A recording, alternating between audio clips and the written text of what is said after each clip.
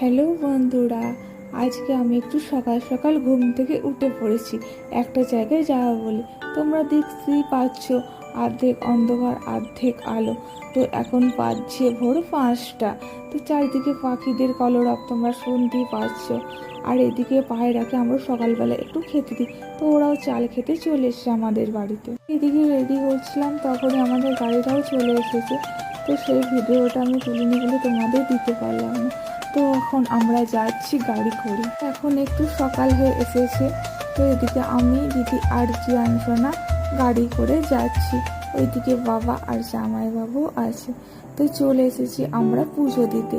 আজকে জিয়ান সোনার মুখে ভাত, তাই আমরা আজকে কালী মায়ের কাছে পুজো দিতে এসেছি ওর নাম। তো এইদিকে ঠাকুর মশাই খুব নিষ্ঠার সাথে ভক্তি করে জিয়ান সোনার পুজো করছে। আমরা তো খুবই হ্যাপি। এদিকে জিয়ান সোনাও কত সুন্দর পুজো